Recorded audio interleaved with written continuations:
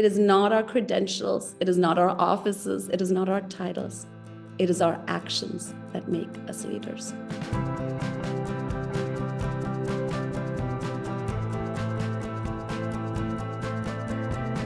My name is Loretta, and I have been an educator for 24 years. And like Leanne said, currently my feet touch the ground in Frankfurt, Germany. Just last week, our school let out for summer. And just the week before that, I was exploring the world with 4- and 5-year-olds. But for the very first time in August, I will be outside of the classroom. I'm going to be joining the Wiesbaden community as their associate principal and curriculum coordinator. This was my second PTC course, and next week I'll be flying off to Portugal to be doing an in-person PTC course. And a couple of months ago, I received an email that asked and invited me to present a Pearl of Wisdom in Portugal. And I panicked, so I ignored the email, and it seems to have just gone away. And I thought about that being my Pearl of Wisdom to you today. If you find yourself in a difficult situation, ignore it, and hopefully it'll just go away on its own. But don't worry, that isn't my Pearl of Wisdom for you today, because a couple of weeks later, I received another email. And this time, instead of an invitation, I received a date and a time to share my Pearl of Wisdom. And that is how I find myself in front of you today. And truth be told, I panicked then, and I am panicking right now because I'm a brand new leader. I haven't even started yet. I mean, what wisdoms am I supposed to impart to you? Now, solution focused and autobiographical listeners, I see you. There is no need to answer. But in all seriousness, I started thinking about leadership and why I had decided to pursue this path and what it was about leadership and the people that I'd met along the way that had really inspired me and nudged me along the way. And I've had some amazing team leaders, some amazing principals. I have a really amazing head of school that leads with a distributive style that really prioritizes connections and community and building places of belonging. But I keep stumbling back to a story of when I was little. You see, I grew up in Germany as a refugee. And when I was about 8 years old, I accompanied my mom one morning to the bank. We got to the bank and it was a really busy morning and there was an enormous line. And so we joined the end of the queue. And finally we got to the front, but the teller in the front looked past my mom and myself and motioned for the people behind us to come forward.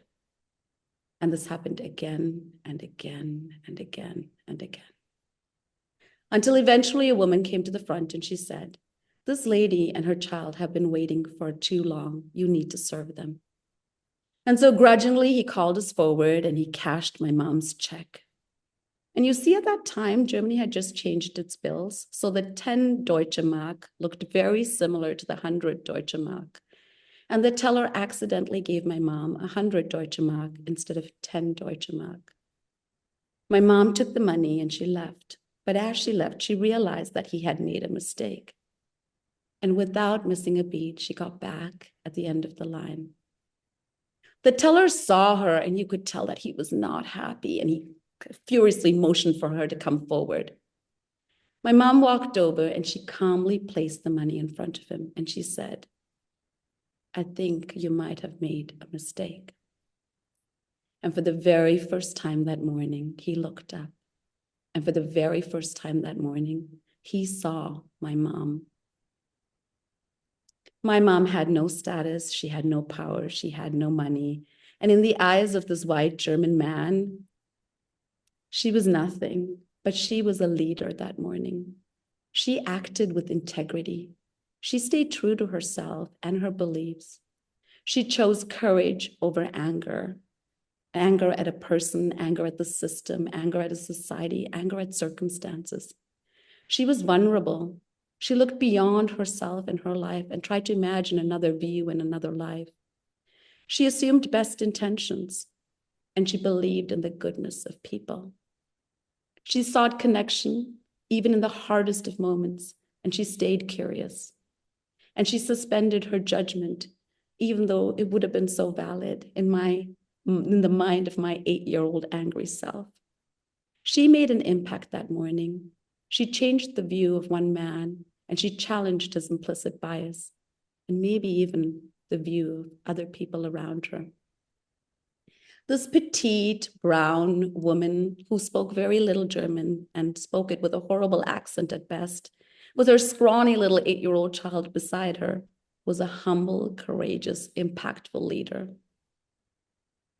And nearly 4 decades later, when I think about this story and I think about my mom, I'm reminded of how much children are watching us and learning from what we do. And that is my pearl of wisdom for you today.